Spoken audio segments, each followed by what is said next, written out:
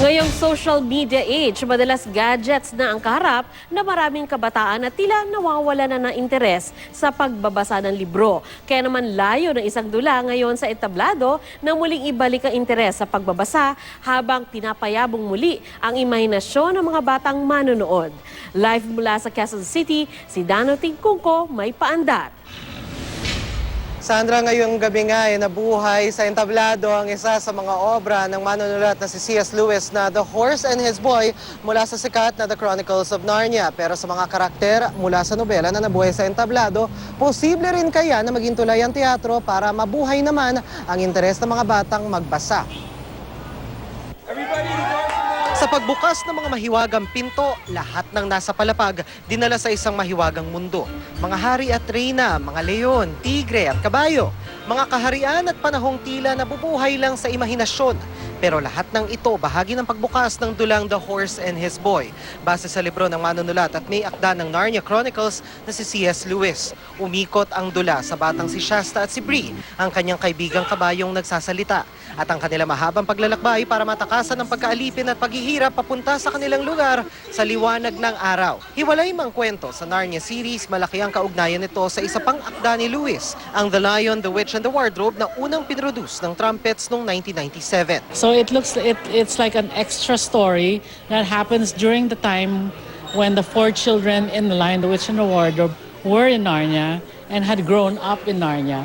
And in this story, they're grown-up kings and queens.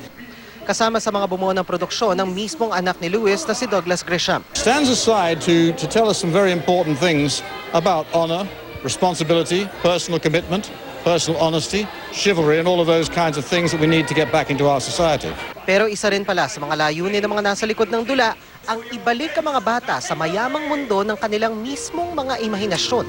We felt letting children listen to words will help, will help them. They will relearn how to listen. Theater makes you smarter because you need to use your imagination. Because of the power of theater, despite the fact that, when you see Peter Pan, you see the wires, you don't see the wires. Your mind chooses to ignore the wires, and therefore magic happens. Para sa child psychologist na si Riza Soncotianang, nabubuhay ang puso at isip ng isang bata sa panonood ng mga dulang tulad ng The Horse and His Boy, kasabay ng pagkabuhay ng mga karakter, ang mga damdamin niyang nakaugat sa kanyang imahinasyon.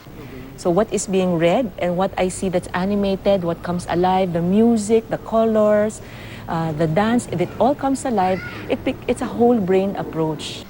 Pero posible rin bang tulay ang teatro para mahikayat ang mga batang magbasa ng mga libro? Pag na-invite yung bata to read after watching a play, parang, ito yung nakokonect niya.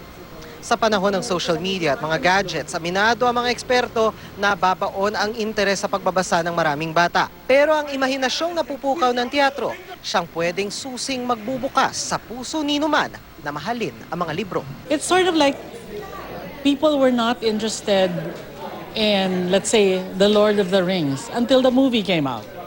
Then it encouraged people to read the books again.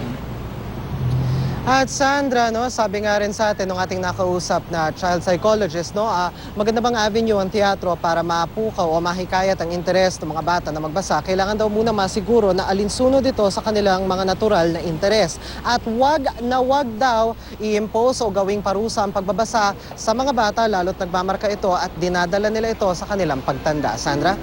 Magandang pamamaraan nga yan, Dano, dahil pagkatapos sila manood ng play, parang gusto nilang basahin yung libro. Pero may na-share pa ba sila na iba pang tips para sa mga magulang, para naman bata pa talagang mahubog na nila yung kanilang mga anak na mahalin yung pagbabasa?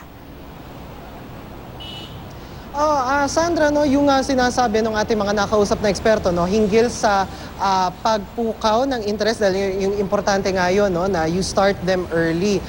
Una, pwedeng halimbawa dalhin sila sa mga dula, sa teatro o kahit sa pelikula, Tapos yung mga pagdadalhan nila sa kanilang mga programa, no? Kung halimbawa nakabase ito sa libro, magandang i-gauge ito yung interest ng bata kung nagustuhan niya yung halimbawa yung performance at sabay ninyong i-process at halimbawa pwede doon i-segue, halimbawa kung ikaw ay magulang, pwede mo i-segue doon sa iyong anak na o kung gusto mo, actually nabasa ko ito nung bata pa ako, baka gusto mong basahin yung libro. O kung halimbawa doon sa mga libro, pwedeng simulan doon sa mga libro na meron kayo sa bahay, pero kailangan alinsudo nito sa kanyang interest at pati na rin sa kanyang kapabilidad. So pwedeng simulan ito with children's books na maraming illustrations para mapukaw yung kanyang interest, Sandra.